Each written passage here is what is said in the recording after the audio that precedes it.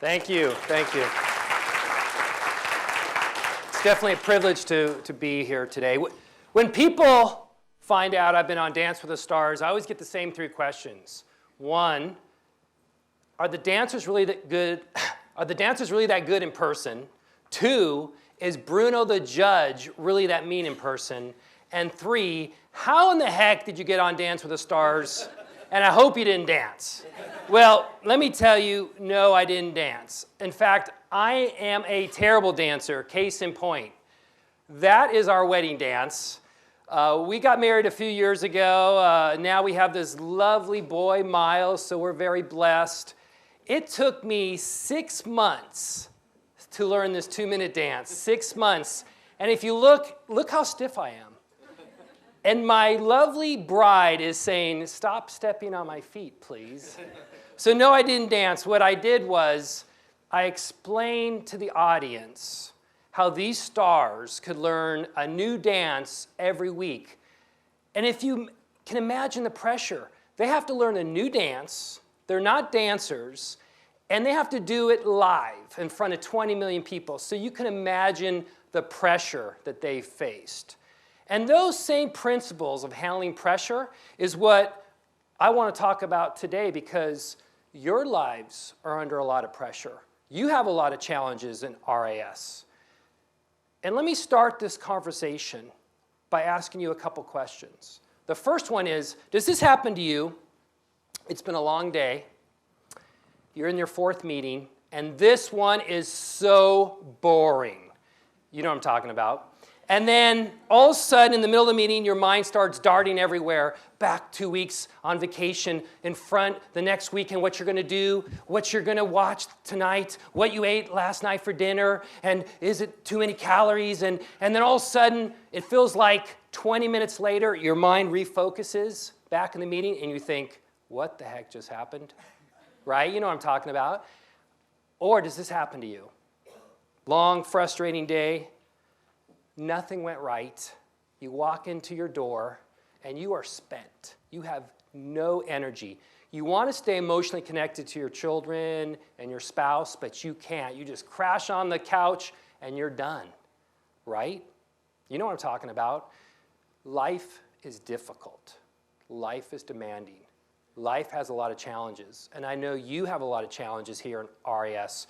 A challenge of embracing the changes to your products, and embracing the change of service delivery. You also have a challenge of staying passionate about what you do, because you're in a very competitive world. But you must meet those challenges, because what you do is so important. You're helping people reach the ultimate dream of a financially secured retirement. And that is a major concern for basically every American. It's a major concern for me. What you do is so important. You must meet those challenges. You must be able to stay emotionally connected at those meetings and client interactions. You must be able to find that passion every day, because what you do is so important. You deserve to be the best at what you do. And who you are is important. I know a lot of you have families. You have children. You must stay emotionally, mentally, physically connected to be an effective parent.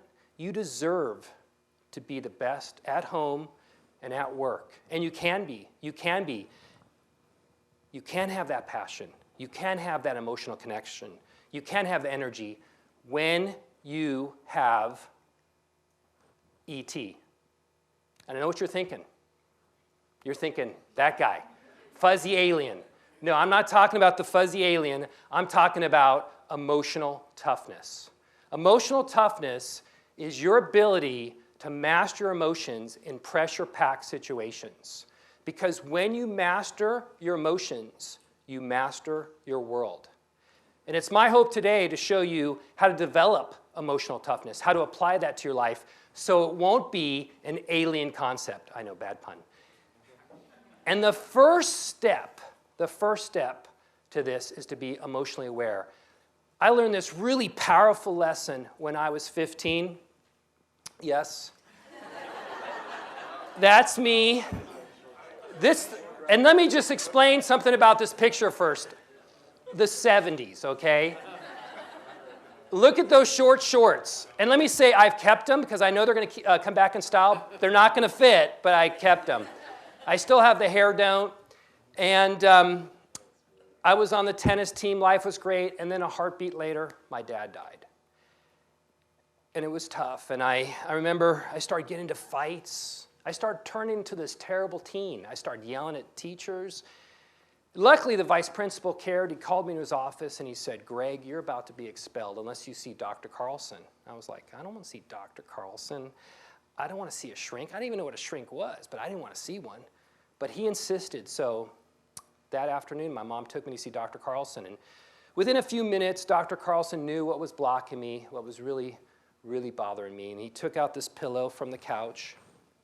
He said, Greg, I want you to pretend this pillow is your dad, and I want you to start hitting it. And I was like, I don't want to hit that pillow.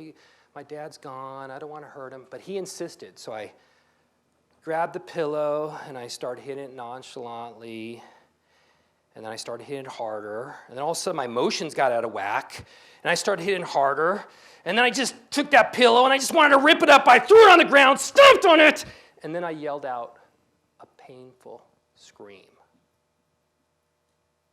And that was the start of my journey. And I know some of you have lost a parent at a young age, and it was painful.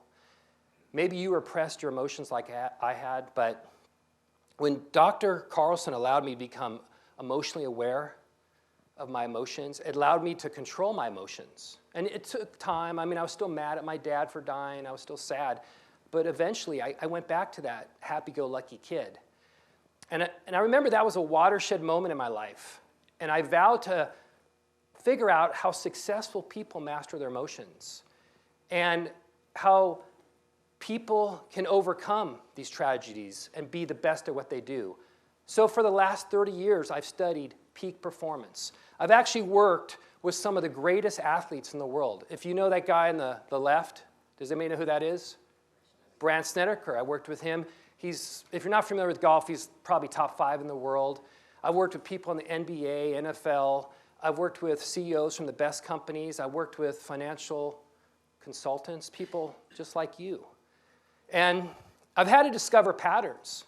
I've had to discover why some successful people, even though they have immense talent, they never succeed.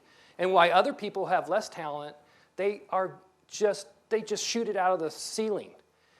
And I have to develop a powerful, impactful method because that's what I get paid. And if they don't improve, I get fired. And the overarching pattern that I've discovered that I use for my method to help all these people is this.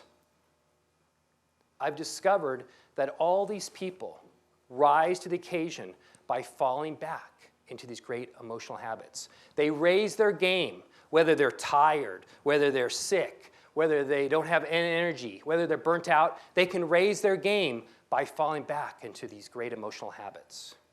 And somebody who really started this thinking for me, that really started me on this track of understanding that this is really the main secret to what makes people so successful, is this guy, Michael Jordan. Of course, I have to tell a Michael Jordan story because he went to school down the street, right, at Chapel Hill. And maybe you saw this game. It was like 25 years ago. And Michael Jordan plays for the Bulls, and they're playing their arch nemesis, the Detroit Pistons. Now, the Bulls have not beaten the Pistons at this time. And they lost the first game. And the commentators are saying, Michael's sick. He's not going to play. He's been throwing up. He looks green. Well, you watch Michael.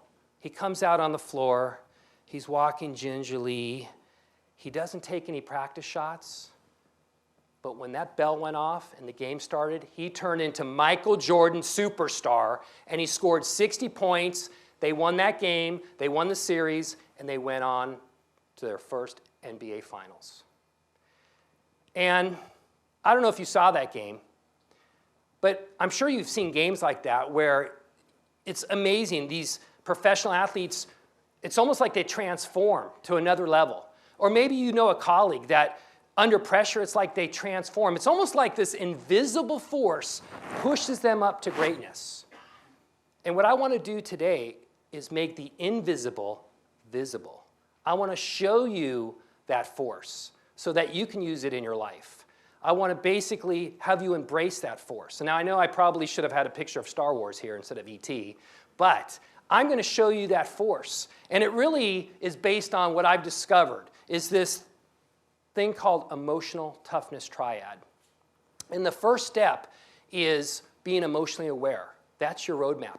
Everybody's unique. I'm unique, you're unique, you're unique. Not so much John, maybe.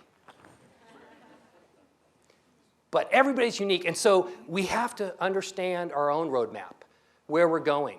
And then ultimately, we have the fuel. We need that fuel to push us down the right path to our ultimate destination, which is the sweet spot habit, which is that powerful, positive, emotional state, which you'll react to your environment in such a powerful, positive way that you will be successful regardless of what happens. And I just want to go over each of these points in a little more detail. And the first one is emotional awareness, our map. So let me ask you right now, what are you feeling? Are you feeling tired, energized, inspired? But more important than that, why? Why do you have these feelings? Because every emotion is tied to a why. Every emotion is tied to a belief system. So why are you inspired? Maybe it's you believe I'm going to have a great impact on your life. I hope I will. Every emotion is tied to a why. Think of it like this. Your emotions are like a boat. The why is the rudder. The rudder guides the boat. The why guides your emotions. Emotional awareness is not only knowing your emotions, it's also knowing the why, the belief system causing the emotions. Let's take that 2 steps further. The most successful people that I've discovered actually are aware of their best state, this ultimate peak performance state, which I call your sweet spot moments. I know a lot of you have heard about the zone and the flow. Think of it like this. The zone is at an 8. The sweet spot moment is a 10. It's like 2 steps up. It is like when you're playing sport, or you're playing your musical instrument, or you're in the play at school, or you're interacting with a difficult client, or your child at home. It is when you are just totally nailing it. It is so sweet. It's like ecstasy. It's almost like you have an outer body experience. You cannot shake that feeling. It's your confidence is so unbreakable, and you're immersed in that moment, and you're just reacting. That's the sweet spot moment. And I know everybody in here has had at least one of those, right? I've had a few, but I know everybody in here has had at least one of those feelings that are so extreme and powerful. But have you ever asked yourself why? Why did you have that moment? Because it's really a signal to you. It's a signal, it's a message. It's so unique and so brilliant, your body and your mind are giving you a message. They're saying, please, please, let's do it again. This was great. You need to know why that happened. You need to unlock the why. And when you unlock the why, you capture those feelings. And then you could push your emotions in the right direction again and again in that direction. And you can't unlock the why because we know in brain science that these extreme events are locked in there forever. So the bad ones are locked in and the good ones are locked in. If I said 9/11, right? You know exactly where you were. You probably know the emotions you had, like you were in shock, or you were just scared, or you were just mad as hell. Those emotions are tied in there, but they're also tied to a why. Maybe you were nervous because you were scared that was going to happen to your family or to your city. But those great moments, those sweet spot moments, are tied in there as well. And you can unlock those moments. That's your roadmap. Everybody's unique.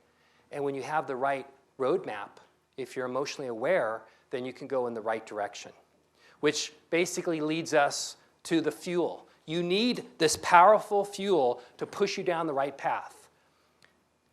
And this powerful fuel comes from primers. That's powerful stimuli, which basically are words, actions, and images, which can push our emotions in a certain direction. But you're aware of a powerful primer. You probably use it every day. It's music, right? Music can make us really, really happy, or it can make us sad. Music is a powerful primer. I bet you can relate to this situation. last night I got in to the rental car place. I was tired. I just wanted to get the rental car, and there was this line out the door. It took me probably an hour to get my car. Finally got my car. I'm driving here. I'm in traffic. I just want to get to the hotel, and all of a sudden, that song comes on the radio. And for me, it's Move Like Jagger by Maroon 5. I love that song. I mean, it just gets me. And then all of a sudden, I start doing the thumb bop, and I start doing the finger roll, and then I start doing the chicken. And because it's Jagger, I'm doing the lip thing. And I get to a light, and I don't realize I'm still doing it, and I turn.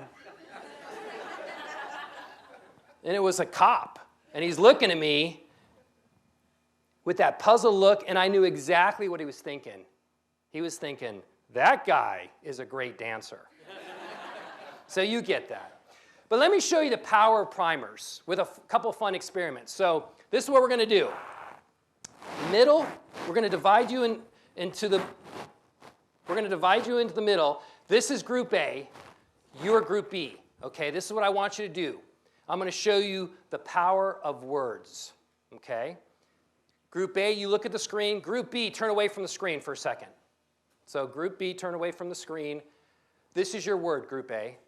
Okay? All right, group A, turn away from the screen. Okay? Group B, look at the screen.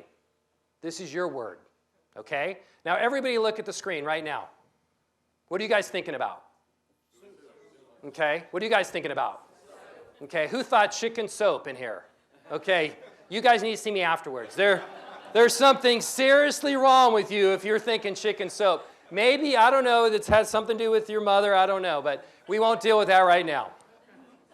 What if I said this? Your colleague complains a lot, right? You have a certain emotion about that, complaining. But what if I said this? Your colleague gives a lot of suggestions. Big time difference in your emotions, right? Language greatly impacts our emotions. What if I said this? I just ate a delicious meal. You're going to feel something different if you said, I ate a nutritious meal. Or if you said, I ate a deliciously nutritious meal, you feel something even different. Language greatly impacts our emotions. So the right words at the right time will greatly impact our emotions. That's the power of words as a fuel. All right, let's do another one, and I want to show you the power of actions. Okay, same thing, group A. This is what I want you to do. I want you to give me a smile. Fake it. Just go like this, fake smile, okay? Fake smile. Group B, you have to scowl. You have to give me this like crinkle right here, okay? This is an actual experiment that we did. We showed you this cartoon, the real reason dinosaurs became extinct, right? That's a Gary Larson, remember that? That's a classic. Well, what was amazing about the experiments is the people that were smiling, their laugh-o-meter was a lot higher. They enjoyed this. They thought it was funnier than you people who scowled, right? Your actions push your emotions. The change in your physiology greatly impacts your emotions. I'm going to even prove it even more powerfully now with you getting up. Everybody has to get up, okay? And this is what I want you to do. Just wiggle it out a little bit. I know you've been sitting all day. Okay. I want you to take some quick, shallow breaths like this. Okay, stop before you pass out. Okay. Don't you feel a little chaotic? Don't you feel a little nervous after you did that? That relates to the fight or flight response. When you're nervous and you're in fear, you actually breathe quick and fast. That's our response. Try this. Now take some deep, chestful breaths like this. Slow. Don't you feel a lot more relaxed? That's because you're telling your body you're in a safe spot and it's okay. That's why these deep, chestful breaths really get you relaxed. Change in breathing, the change in physiology transforms your emotions. The power of actions. When you have the right actions, they push your emotions in the right direction. Okay, you can sit down. The last one I want to show you is the power of images. Group A, we showed you a picture of older adults, a series of pictures of older adults. Group B, we showed you a picture of younger adults. But here's the real experiment. We had you walk down the hall to another room. Did you know the group that we showed the picture of older adults actually walked slower? It's true. I know, it's amazing. It's the power of images. And you're thinking, that's not going to happen to me. There's no way that's going to happen to me, but it does. Because primers work below our conscious level. They work in our subconscious. Why do you think advertisers spend millions and millions and millions of dollars for the right words and the right images to push our emotions, to make us buy stuff we don't want? I bought a ShamWow. I don't even know what it does, but I bought one, right?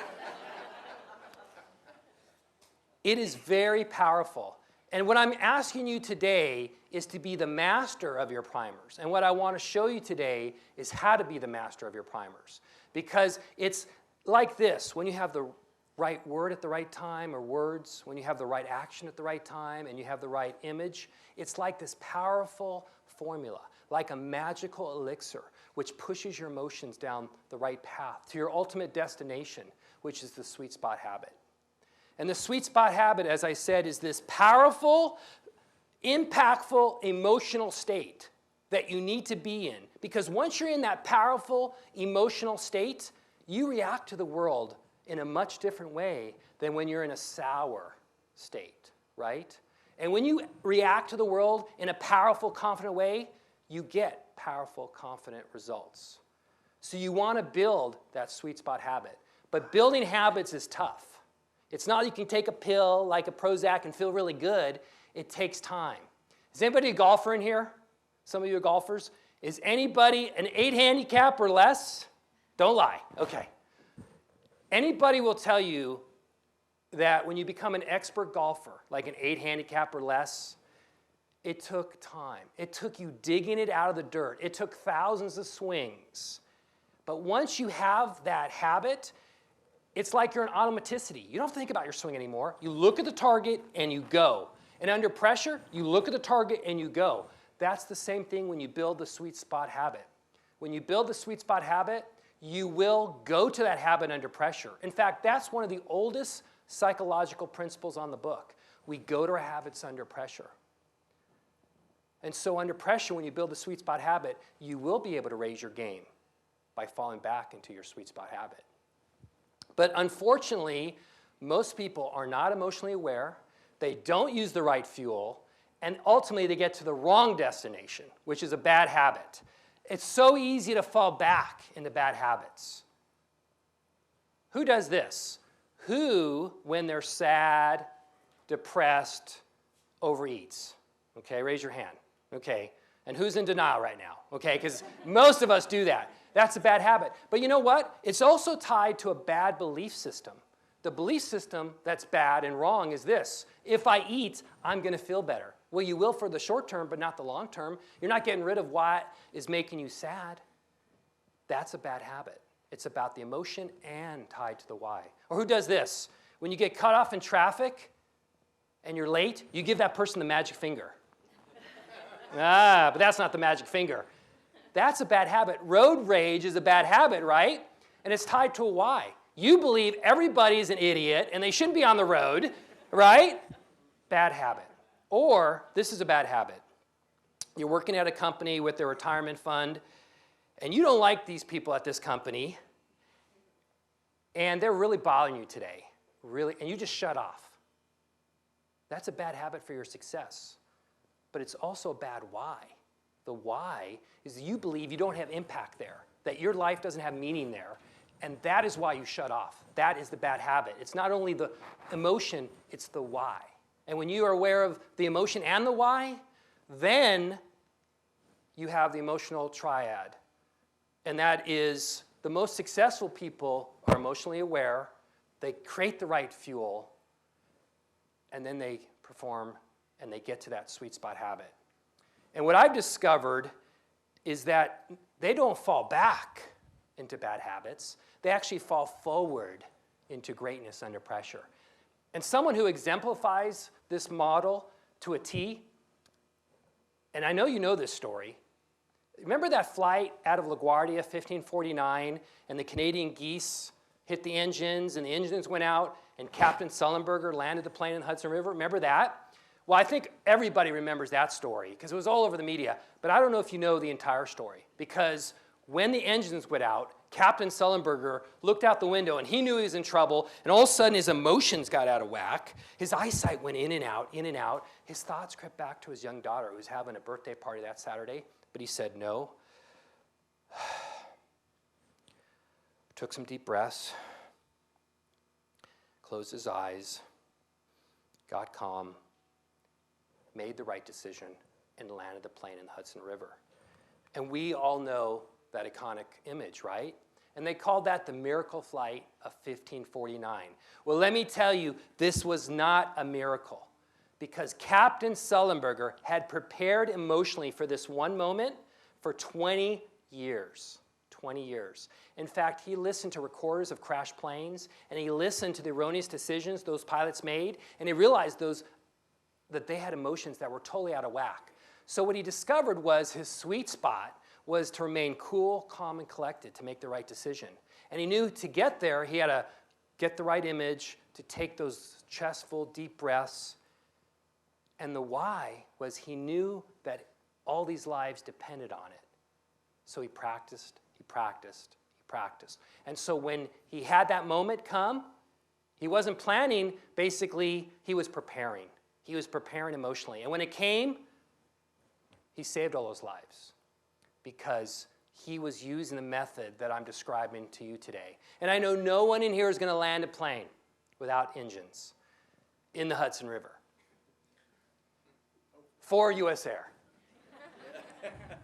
But your lives are pressure-packed. What you do and who you are is important.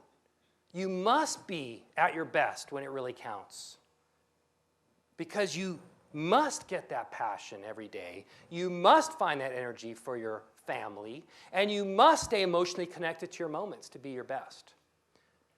Who you are and what you do demands it, because you are important and what you do is vital. And what I want to do is not just share with you this model or tell you stories. I want to show you how to apply this to your life, because that's how it makes it so impactful. So to do that, I'm actually going to bring John up here with me. All right, John, come on down.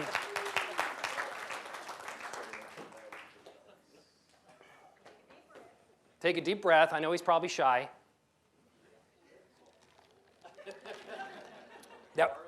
John, that mic's live. Yeah. Okay. Talk, right? You got to talk. But let me just say this. John's up here, and we're going to go over the method with John. But when you're in my audience, you have to be an active participant. You are not allowed to be a passive participant, because you learn through experience, and your time is valuable. And for this time that we have, the short time, to be most impactful, you have to basically be an active participant. So I'm going to ask John some questions, but I'm also going to have you participate as well. So the first part of this system is emotional awareness. You have to know your best state. So I'm going to ask John his best state and why, but I want you to think about a sweet spot moment that you had and why. Okay? But John's going to go over it first. So John, tell us, when you were a little boy, what you got for Christmas when you were 5 years old. No. Tell us your sweet spot moment. Well, as I told Greg, really the first thing that came to mind is every single day of the last 2.5 years. Being here at BB&T, it's been... No, so he laughed at that and said, no, that's not going to work. So what I did is I thought through, and I've done a lot of coaching in my life. I've been managing for years, but I went back to when I was working for a living as a BDO. I actually had to produce individuals in my largest single revenue sale, which I still remember. So I was doing the same job we're doing here, and had the pleasure of working in the corporate trust group as well. Wasn't burdened by that at all. But we figured out all the top debt issues in the company, in the country, and I was just pounding the heck out of them. The one down the street was Occidental Petroleum on Wilshire Boulevard, very close to where I was working in Los Angeles. And I mean, I pounded the heck out of these people. I made Pam look sedate. I mean, it was unbelievable. It was like every week, because they issued all the time. Anyway, long story short, too late now. I finally won their business. We finally won medium-term notes. We were with a paying agent, but that wasn't the good part because it was corporate trust and it wasn't a big ticket. But I followed the plan. I didn't just make it up when I keep harassing you guys with it. So And that's the why, right? that's the why. The why is what made this such a great moment for you? Because you followed the Well, plan. I didn't get to that yet. Hang on. Oh. I thought I was leading the witness here. It's the last session. Come on, I got to get these in. No, the point of it is I went through and I forced them to introduce me to their underwriters, which was Drexel, Michael Milken. Remember those guys? They were the kings of debt. What happened 6 weeks later? I swear this is not made up. I got a call, right? I did all the right things. I worked for 3 years to get the deal. Got the deal. They introduced me to their underwriters, Drexel. I got to meet Michael Milken at the big X-Dex. When he was wearing the toupee back then. He was looking good, I'll tell you what. He was looking like money to me. Because that's what happened. Is I got the call, and they were financing the acquisition. You won't remember this. It was the 80s, but it was Robert Campo. He's a Canadian, acquired Federated Department Stores.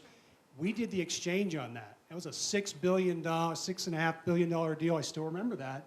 Because my commission check led me to what? A BMW. Your best state. So, what was the why? Why did you have this great, positive, emotional state, the sweet spot moment? Because I am the best salesperson in the world. No, I followed the plan. I followed the plan. There was a plan, followed it, So you were executed on it. disciplined. Disciplined. Discipline. Okay, good. Okay, everybody has a sheet and hopefully a pen or a pencil. Just right now, I want you to write down one sentence about your sweet spot moment, like what happened or where it was, okay? One sentence. Because I know everybody can recall, it could be at work, it could have been in sports, back in high school, could have been when you're 10 years old playing that musical instrument for your family, it could be last week with a difficult client. It doesn't matter. These sweet spot moments can happen anywhere. In a tough, difficult performance setting is usually when they occur. So just write one sentence. And then what I want you to do is write, and the most important part is why. Why did it happen to you? Was it a belief system you had? Maybe even the situation, but why? For John, it was that he was disciplined and carried out the plan, and he just followed it and followed it and followed it. So why? And I forgot to warn you, as I'm coming in the audience in a few minutes, I'm going to ask some of you the why. And the people that don't want to respond to me are the people I usually ask. So be prepared.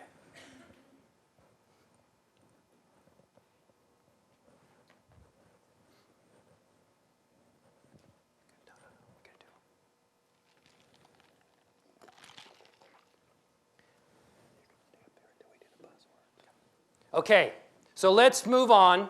I know a lot of you already have it kind of in your mind. We're going to do the next step, which is compare that to a sour moment, your worst day, when you choked, which I call a sour moment, and then also know the why. So John, this is the fun part. Tell us a time you totally choked in your life. You stunk it up. You were the worst. Never.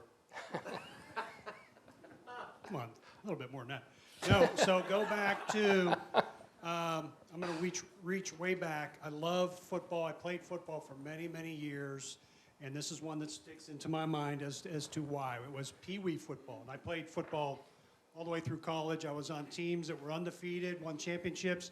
I was on a team that won one game. But this moment, on all those experiences, 15 years, I always come back to this. I was in 8th grade. I don't know how old you are there. I think I was 18, but we were playing in the championship game. It was the last quarter, it's the proverbial point. We were on the 1-yard line. I was playing center, come up to the line, and their best player was doing a Troy Polamalu.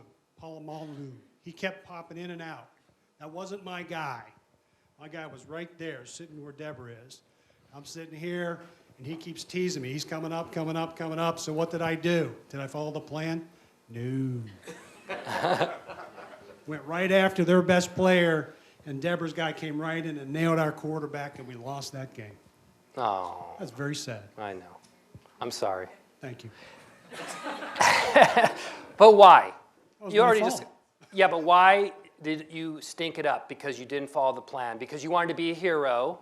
Because you wanted to be a showman that day, right? It's a little harsh. But yeah. Yes, But that's we have to that's discover the exactly why. right. We That's have to be exactly right. honest with ourselves. We have to discover the why. And the secret is to be honest, because if you're honest with yourself, you're going to be a lot more emotionally aware. And so what I want you to do right now is think about a time you had a sour moment, you stunk it up, you were choking, write it down, one sentence, and then write down why. And it could be in sport, like John was saying, it could be at business, could be when you played that musical instrument, the cello, and you dropped your bow.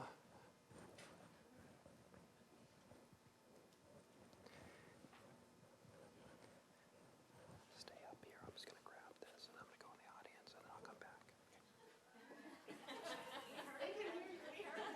Shh, be very quiet. We're hunting rabbits.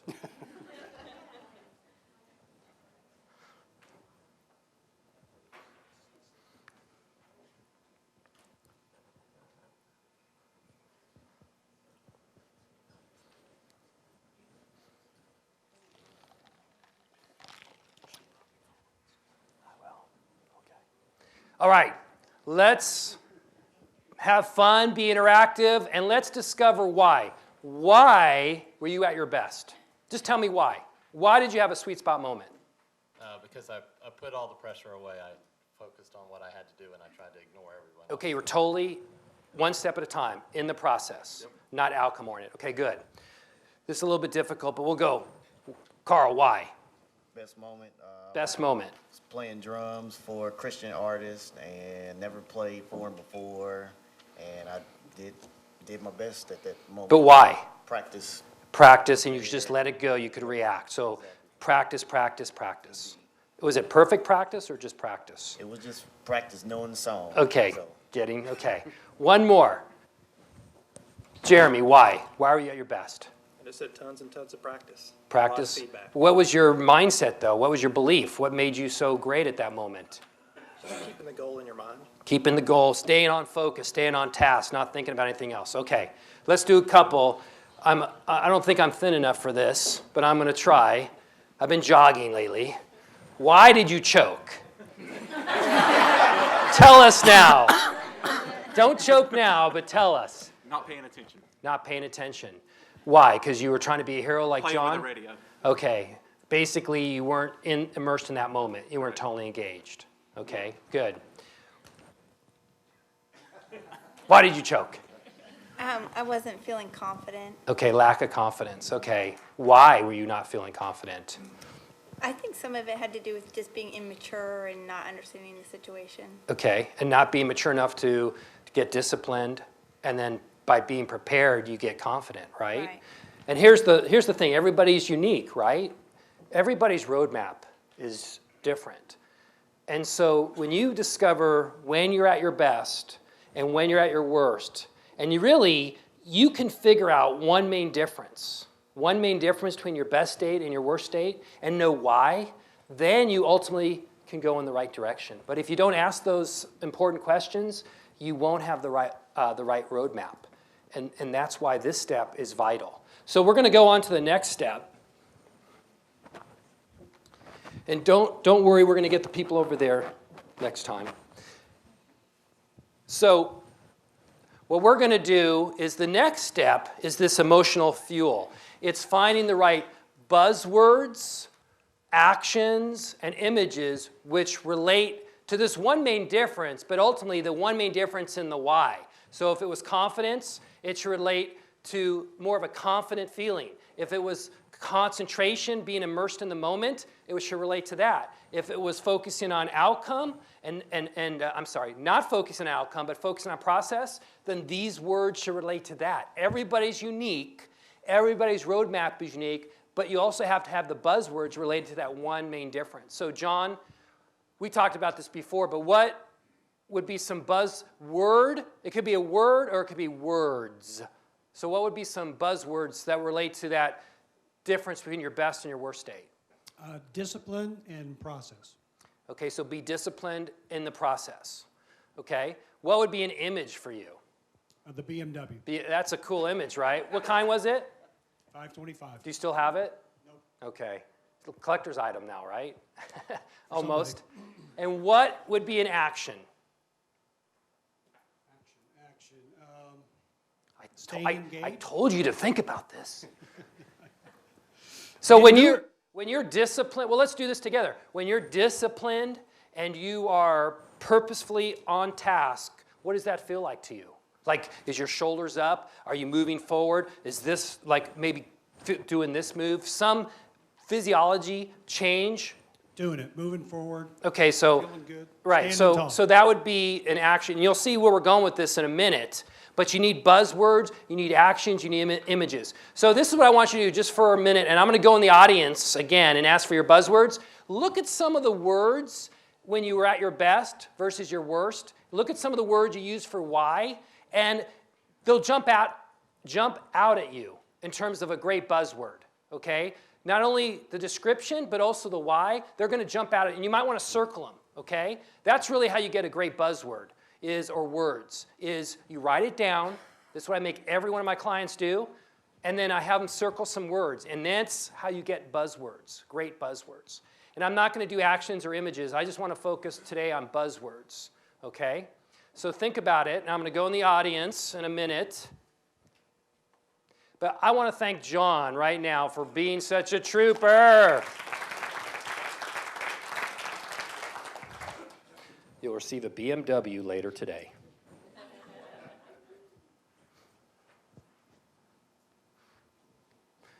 Okay, you ready? Let's do a couple buzzwords. Buzzwords. Focus. Focus. Why focus? Because that's the main difference. That was the main difference. When you were totally engaged in the task, immersed in the moment. Yes, that So- was focus for the sweet spot and lost my focus on the sour note. Right. So that's what you need to work on is get more focused, and we'll show you how to do that. Buzzword. Passionate. Passionate. And that's a powerful word because when you feel passionate, you get energized, right? Okay. Couple over here. I know some people that don't want me to ask them. Buzzword. Confidence. Confidence. Why? Because when you're confident, you feel good about what you're doing. Okay. And I know we're doing this for the first time, but let me tell you, the greater the buzzword is in terms of like bringing up an image, and more tangible it is, like you can taste it, the more powerful it is. And I'm not saying confidence is not I'm getting some feedback. Confidence isn't a great word. It's just that if you can think of a word that is even more impactful, that relates to confidence, that brings up an image, like the BMW or something, when you taste it, then it's very impactful, okay? Buzzword. Control. Control. Why is that? Something's in my control. You feel good? I feel good. What if it's not in your control? Uh-oh, that's tough. Uh-oh, we know where you're going with this. Okay, but control keeps you calm, right? Puts you at peace. Okay, I'm gonna shut this off because this is causing some feedback.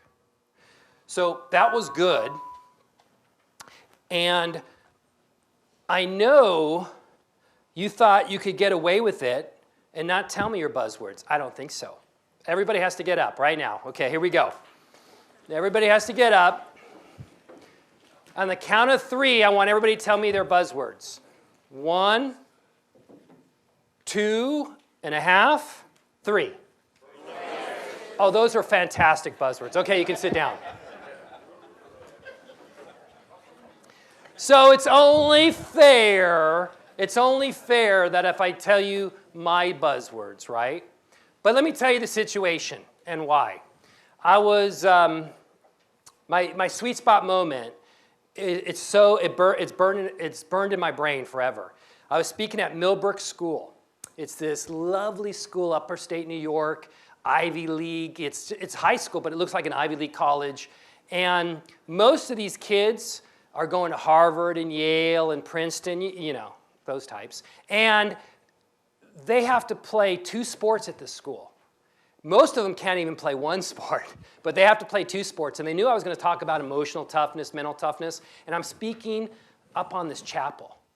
And when I'm in there, I'm talking about what we're talking about today, is how to keep your composure and how to keep your focus and how to find that powerful emotional state. And as I'm doing it, they're all like totally engaged. I can see their faces just like you're doing to me this morning. And then I literally did this. I went outside my body. I had an outer body experience, and I said, Greg, you're doing a great job. Way to go. It was so powerful. I asked myself why. Why that happened? Because I was just sharing my knowledge. I was just sharing it with those kids, and they were enjoying it. I wasn't doing anything but sharing. When I choke, I do the opposite. I try to prove myself, like how great I am, how great a sports psychologist or speaker.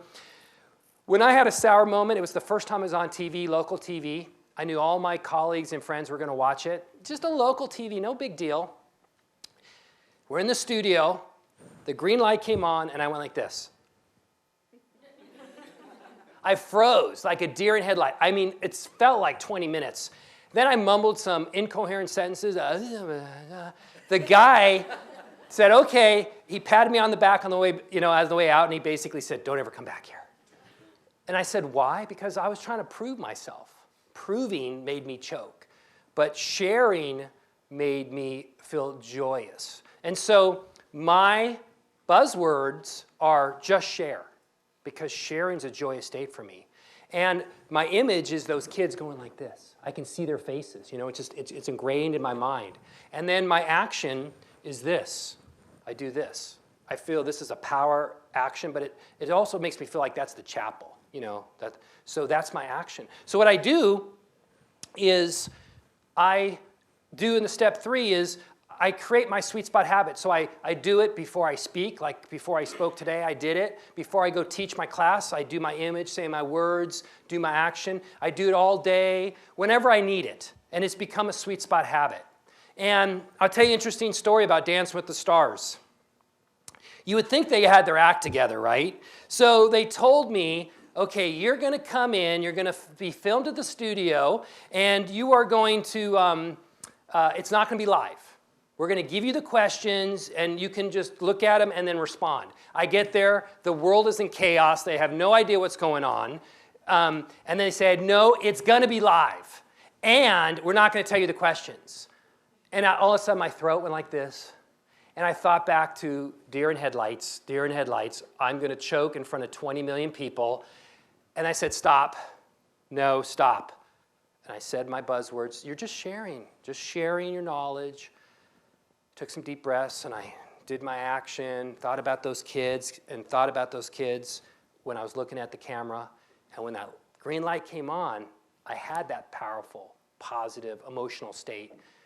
And I thought, even though I'm not a TV actor, I thought I nailed it. And I'm not sure if you saw the episode that I was on, but it was this one, when Barack Obama was dancing with Sarah Palin.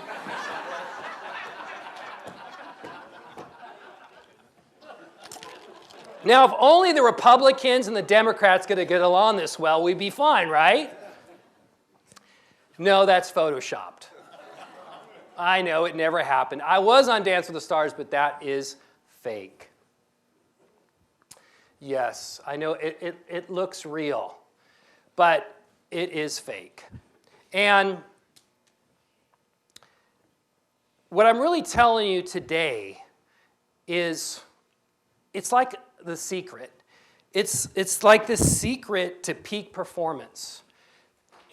And now that I've told you about it, you're gonna see it in books. You're going to hear about it with speakers. You're going to see it everywhere. It's going to pop up. You're going to say, oh, yeah, I remember that talk with Dr. Greg and his fuzzy-looking hairdo. I remember what he was saying about developing a positive emotional state, and then you interact with your environment in a positive way. And it's kind of like this. You know when your first 3 months, you're in that relationship, and it's a wonderful relationship, and every time you see that person, you get tingly in the toes, and your heart pitter-patters, and you have that song in your heart. And when that person asks you to take them to the airport at 4:30, you say, sure, honey, of course. I don't want you to go there all alone, and I want to kiss you goodbye. Let's fast forward that 10 years. Now you're married to that person, and that person asks you to take them to the airport at 4:30, and what do you say? You say, are you kidding? I'm sleeping at 4:30. You take a taxi. You'll be fine. Don't worry about it. You know what I'm talking about. Think about this, though. That probably hurts your relationship, having that emotional state, and then you interact that way. But what? What if you had that 3-month, lovely, wonderful feeling, and you carried it into your 3rd year of marriage, and your 5th year of marriage, and your 10th year of marriage? How wonderful would your relationship be, right? That's hard. We all know that is so hard, but you can do it. You can do it. Think about this.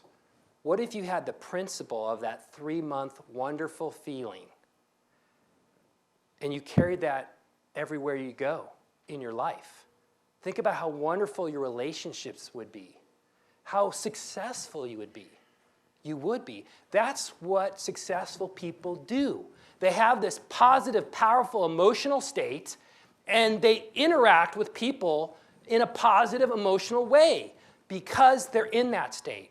And we all know the people in the other state, that sour state, and that's what hurts them. And they interact differently. And this secret is not something I developed or invented. I found it, or it found me. It's been around probably for 100 years, 200 years. I know it's been around for at least 50 years because this guy right here used it 50 years ago. And you know this is Muhammad Ali, the greatest boxer of all time. Well, before he was heavyweight champion of the world, he grew up very poor in Louisville. His mother could barely afford enough food, let alone toys. But the young Muhammad Ali, back then known as Cassius Clay, saw this blue bike. It was a Schwinn, had the great handlebars and the leather seat and that awesome shiny emblem that Schwinn has, and he loved that blue bike. So what he did was he got a job boxing groceries at the local grocery store. Worked there for 3 months. Finally had enough money for his blue bike, handed the shopkeeper the money, got his blue bike, rode all over Louisville the next day for 8 hours, showing off to his friends, his family. I mean, he loved this bike. I mean, this bike was an incredible joy to him. The next day he went to work, parked his bike in front of the grocery store, made sure the lock was nice and tight, went to work, came back, someone had clipped his lock, stolen his bike, never found his bike again, never found out who stole his bike. But Muhammad Ali was using this secret to his advantage. And you know what he did? Every time he stepped in the ring, he would point at his opponent and say, "You're the guy who stole my blue bike." True story. Think about it. He was doing exactly what I'm telling you, right? Point is the action. The blue bike is the image. And he's saying, "You're the guy who stole my blue bike," is the buzzwords. So what I want everybody to do right now is stand up. I know we're getting some exercise. You have to turn to your neighbor and point at him and say your buzzword. Go. All right, sit down. Not "you stole my bike." Your buzzwords. Didn't that make you feel good, though? Like you had that powerful action now, and now you had that word tied to that action? You start feeling the difference? And let me just say, I know I've been telling stories that have a lot of testosterone.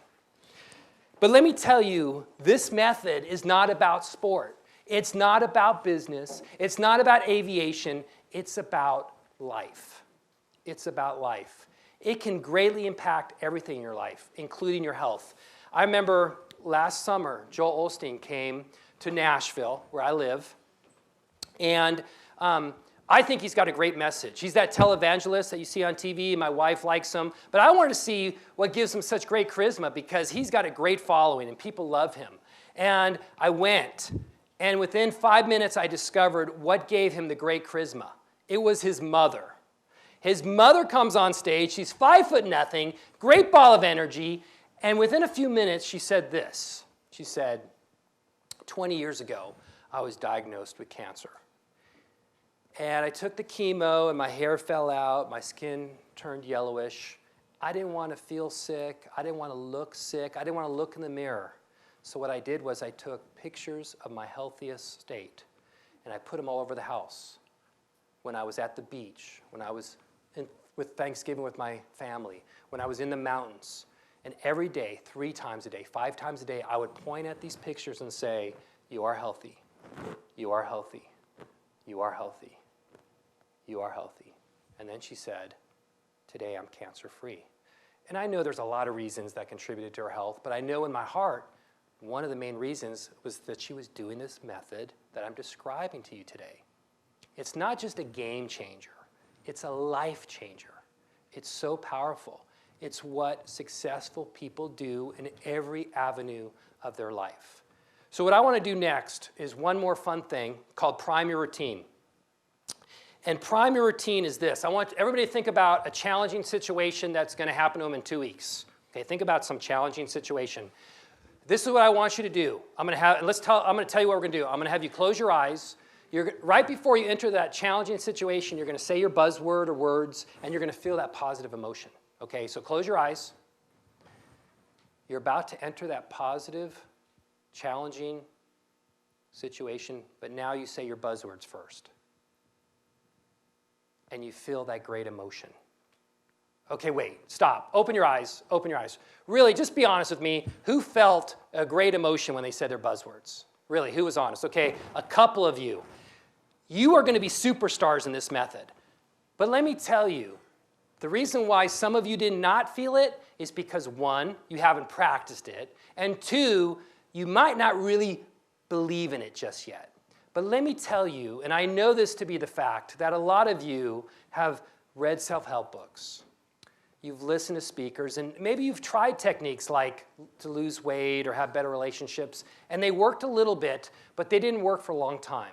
That's because they are generic. Those techniques are generic. The technique I'm showing you today is based on your own uniqueness, and because it's based on your own uniqueness, it gives you so much more power. The other reason is that this technique is based on the new science of habit formation. And let me explain with a sentence or a question.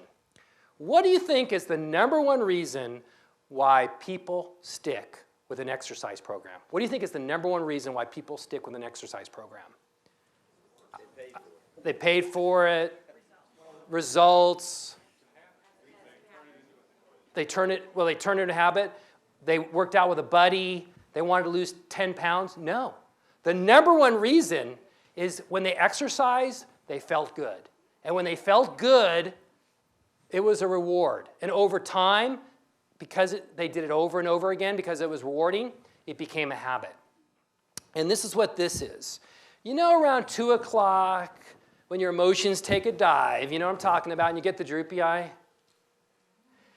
And you want to take a nap, but you can't because you've got so much to do. So you reach for that sugary drink, and you don't want to because you're gaining weight, or that candy bar, or that 5-hour energy drink. Not anymore. What I want you to do is have the alarm clock go off. Beep, beep, beep, beep. Okay, I'm not an alarm clock. But when it goes off, I want you to say your buzzwords. I want you to do your action. I want you to think about that image. And what you'll find is it'll just push you a little bit. And because it pushes you a little bit, you're going to do it the next day, and then the next day, and then the next day. And then you might do it in the morning, you might do it in the evening. And then over time, with lots of work, it will become a habit. And so that when you're tired and you're in that boring meeting, it's been a long day, you'll be able to stay emotionally connected because you can pull your emotions back to that moment. Or when you get home and you're tired and you want to disconnect from the world, you'll be able to find that energy because you're using this method. Not because it was a miracle, but because you made the sweet spot habit become your habit. And I want to end today with a Native American proverb, which is one of my favorites. And it goes like this. The old wise man, grandfather, is talking to his grandson. And he says there's two wolves that continually battle inside of us. There's the bad wolf, which is denial, hatred, self-loathing. And then there's the great wolf, which is kindness, integrity, confidence, compassion. And then the young boy thought about it for a while, and he said, well, if they're always battling inside of us, which one wins? And the wise man said, the one you feed. The one you feed. And I know those wolves are always battling inside of us, but it was my hope today to show you how to feed the great wolf over and over again. Because if you do, you will own this technique. And when you own this technique, you will share it. You will share it to your spouse. You will share it to your kids so that they too can raise their game by falling back into greatness. And one more time, I want you to get up, okay? And this time, I want you to say your buzzword, but before and as you say your buzzword, you're going to have to give me a big fist pump, okay? Buzzword, fist pump, go! Thank you. It's been a pleasure and an honor. Have a great day.